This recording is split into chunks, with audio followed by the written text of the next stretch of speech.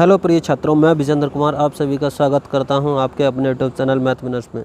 ये वीडियो आज की वीडियो आपके लिए बहुत ही मोस्ट इम्पोर्टेंट होने वाली है। चाहे आप कक्षा 10 के विद्यार्थी हैं या फिर आप कोई शिक्षक हैं जो आप कक्षा 10 के लिए पढ़ाते हैं, क्योंकि आपके लिए इस 2020 और 21 के सत्र में ये पता होना बहुत ज़रूरी है कि जो हमारा 10% सिलेबस कम किया गया है वो कौन कौन सा किया गया है। तो आज हम बात करेंगे विषय गणित की, यानी विषय गणित में 10% सिलेबस कौन कौन सा कम किया गया है। तो आप स्क्रीन पर देख पा रहे होंगे, जैसा कि दिया है विषय गणित हाई स्कूल कक्षा 10। कोविड-19 महामारी के कारण शैक्षिक सत्र 2020-21 में विद्यालयों में समय से पठन पाठन का कार्य न हो पाने की स्थिति में सम्यक विचारों उपरांत विषय विशेषज्ञों की समिति द्वारा निम्नवत 10% पाठ्यक्रम कम किए जाने की अनुशंसा की गई है। यानी हमारा जो सेक्शन क्रम से नहीं चल पाया था, इसलिए क्या किया गया है, 10% को सिलेबस कम कर दिया गया है। जिसमें क्या क्या कम किया गया है तो उसे देख लेते हैं, जिससे वीडियो लंबा ना हो। तो सबसे पहले इकाई 2 में जो हमारा बीजगणित था, बीजगणित में पहला टॉपिक था बहुपद। बहुपद से क्या हटाया गया है, बहुपद के शून्यक, द्विघात बहुपदों के गुणांकों और शून्यकों के मध्य संबंध, वास्तविक गुणांकों वाले बहुपदों के लिए विभाजन एल्गोरिथम का कथन तथा उस पर सामान्य प्रश्न। या फिर मैं आपके लिए बताना चाहूँ तो जो हमारा टॉपिक नंबर 2 था, अध्याय नंबर 2 बहुपद था, इसे पूरी तरह से हटा दिया गया है। अब बात करते हैं वृत्त की स्पर्श रेखा, स्पर्श बिंदु। वृत्त की स्पर्श रेखा और स्पर्श बिंदु, यानी हमारे पास दो प्रमेय थी, उन्हें हटाया है। पहली प्रमेय है का नंबर, वृत्त की स्पर्श रेखा स्पर्श बिंदु से होकर जाने वाली त्रिज्या पर लंब होती है। ये प्रमेय पूरी तरह से हटा दी है। अगली है ख, किसी वहा बिंदु से खींची गई दो स्पर्श रेखाओं की लंबाइयाँ बराबर होती है। ये भी हमारी एक प्रमेय थी, इसे भी हटा दिया गया है। अगला टॉपिक है इकाई नंबर 4। इकाई नंबर 4 में क्या है, समांतर श्रेणियाँ। तो समांतर श्रेणियों से क्या क्या हटा है, समांतर श्रेणी के nवें पद की व्युत्पत्ति, यानी nवां पद जो हमारा होता था a + n - 1 × d, उसकी जो व्युत्पत्ति थी उसका सत्यापन था, उसे हटा दिया गया है। और उसी के साथ में समांतर श्रेणी के प्रथम n पदों का योग, यानी प्रथम n पदों का योग हमारा पास जो फॉर्मूला था Sn = n/2 2a + n - 1 × d, उसके अनुप्रयोग और उस फॉर्मूला पर आधारित सभी सवालों को हटा दिया गया है। अब इसके बाद करें इकाई नंबर 5 की बात, तो त्रिकोणमिति। त्रिकोणमिति से क्या हटा है, त्रिकोणमितीय सर्व समीकरण। सर्व समीकरण कौन कौन सी थी, sin² थीटा + cos² थीटा = 1 को स्थापित करना तथा इसका अनुप्रयोग। इसमें केवल एक की बात की गई है और मुझे लगता है यहाँ पर सभी जितनी भी सर्व समीकरण थी वो हटा दी गई हैं। जैसे cot² + sec² = 1 होता है, ये भी हटा दिया है। आगे दिया है इकाई नंबर 7 में प्रायिकता है। प्रायिकता से क्या हटा है, प्रायिकता से बहुत मामूली सी चीज़ हटी है। प्रायिकता की सैद्धांतिक परिभाषा क्या है, ये हटा दिया है। एकल घटना पर आधारित सामान्य प्रश्न, ये भी हटा दिए गए हैं। तो मैं समझता हूँ आपके लिए ये जो 10% सिलेबस कम हुआ है ये समझ में आया होगा। तो अब बात कर लेते हैं, यानी जो हमारा 90% सिलेबस बचा है उसमें कौन कौन से चैप्टर का कितना कितना वेटेज है, अर्थात कौन से चैप्टर से कितने नंबर का आने वाला है। तो आप स्क्रीन पर देख पा रहे होंगे, कि जो हमारा आने वाला है वह क्या क्या है। अगर मैं बात करूं तो देखिए, इसमें 70 अंक की लिखित परीक्षा एवं 30 अंक का प्रोजेक्ट कार्य होगा। न्यूनतम जो उत्तीर्णांक यानी पासिंग मार्क है वो 23 है एवं 10, कुल मिलाकर 33, यानी आपके 10 तो थ्योरी 33 थ्योरी में आना चाहिए, 10 प्रैक्टिकल में। इस तरह से आपके कितने हो जाते हैं, 33 पर उत्तीर्णांक होगा। अब बात करते हैं इकाई नंबर, और इकाई का नाम दिया है, अंक दिए हैं, यानी कौन सी इकाई से कितना आने वाला है, कितने अंकों का। सबसे पहली इकाई है संख्या पद्धति। संख्या पद्धति ये छोटा ही चैप्टर है, इससे कितने नंबर का आने वाला है, 5 का। अगला बात करते हैं बीजगणित। बीजगणित एक सबसे ज़्यादा, अगर आप देखेंगे तो सबसे ज़्यादा जो आने वाला टॉपिक है वह है बीजगणित, क्योंकि ये लेकर आ रहा है आपके लिए 18 नंबर। तो 18 नंबर में आपको कौन कौन से टॉपिक पढ़ने होंगे। हमारा बहुपद हट चुका है, पहले इसमें 3 थे, अब 2 बचे हैं। 2 रैखिक समीकरण युग्म वाला दिया है और एक क्या बचा है, द्विघात समीकरण।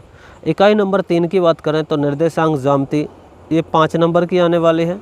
ज्यामिति की बात करें तो ये 12 नंबर की आने वाली है। त्रिकोणमिति की बात करें तो ये 10 नंबर की आने वाली है। मेंसुरेशन की बात करें तो ये भी 10 का आएगा, और सांख्यिकी तथा प्रायिकता दोनों मिलाकर कितने का आएगा, 10। इस तरह से आपका 70 नंबर का प्रश्न हो जाएगा। अब डिटेल से बात कर लेते हैं कि कौन से चैप्टर से कितना आने वाला है और क्या आने वाला है। तो बात करें इकाई 1 की संख्या पद्धति की, तो इसमें पहला है वास्तविक संख्याएं। तो वास्तविक संख्याओं से क्या आएगा, यूक्लिड विभाजन प्रमेय का आपके लिए आना चाहिए, अंकगणित का आधारभूत प्रमेय ये भी आना चाहिए उदाहरण सहित, जैसे √2, √3, √5 अपरमेय संख्याओं का सत्यापन, यानी हमें ये दिखाना होता है कि अपरमेय संख्याएं, और क्या है परमेय संख्याओं का शांत अशांत आवर्ती दशमलव के पदों में निरूपण, यानी हमारी जो परमेय संख्या दी गई है वह शांत है या अशांत, ये भी हमें आना चाहिए। तो अब इसके बाद बात कर लेते हैं आगे जो हमारी इकाई नंबर 2 है, यहाँ से क्या है, इकाई नंबर 2 में है बीजगणित। तो बीजगणित में एक टॉपिक तो हटा दिया बहुपद, तो अगला टॉपिक जो हमारा चैप्टर नंबर 3 है वह है 2 चर वाले रैखिक समीकरण युग्म। यहाँ से क्या बचा है, यहाँ से बचा है 2 चरों में रैखिक समीकरण युग्म और रैखिक युग्म का ग्राफीय विधि से हल।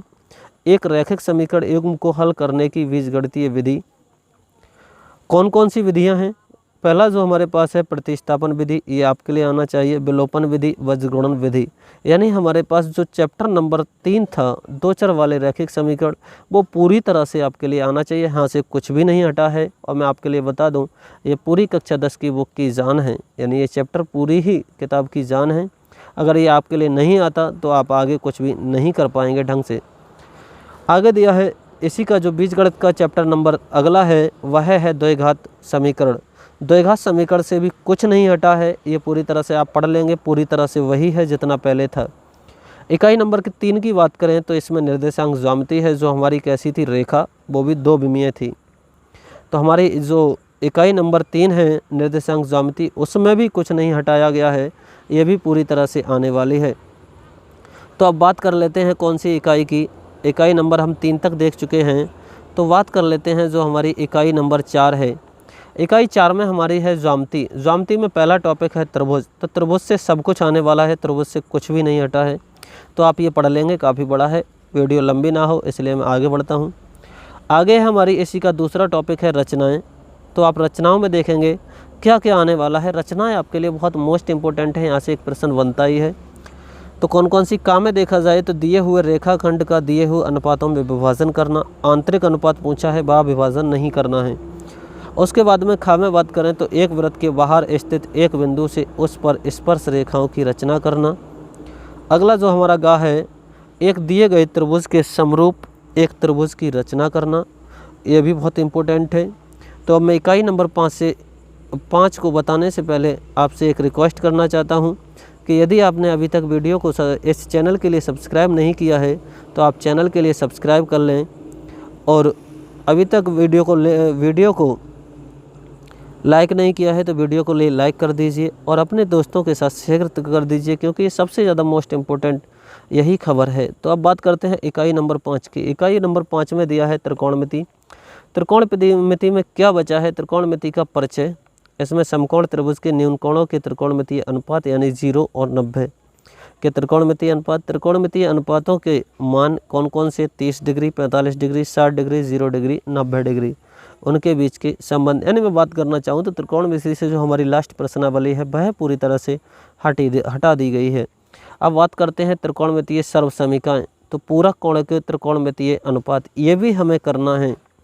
ऊंचाई और दूरी पूरी तरह से है, इसमें कुछ भी नहीं हटा है। बात करें मेंसुरेशन, तो मेंसुरेशन भी हमारा पूरी तरह से है, इसमें भी कुछ नहीं हटा है।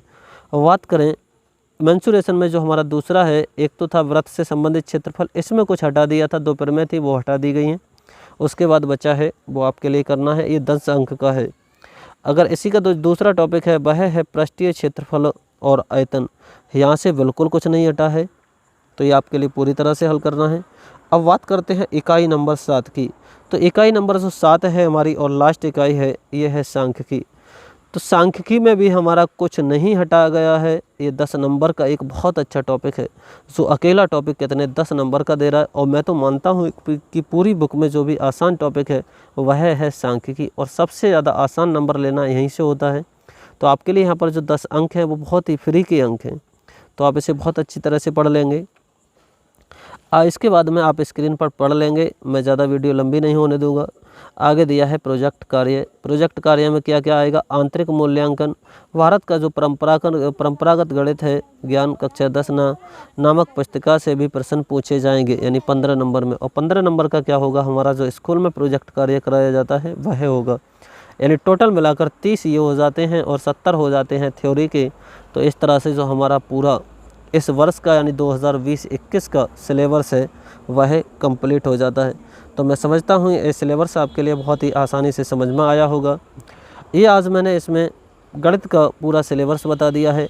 अगर आपके लिए गणित के अलावा किसी भी विषय की वीडियो चाहिए, जैसे विज्ञान, इंग्लिश, हिंदी, तो मैं उन पर भी वीडियो बना दूंगा। लेकिन इसके लिए आपके लिए कमेंट बॉक्स में कमेंट करना होगा कि आपके लिए किस विषय का वीडियो चाहिए। तो मैं उम्मीद करता हूँ ये आपके लिए समझ में आया होगा और ये वीडियो अच्छी लगी होगी।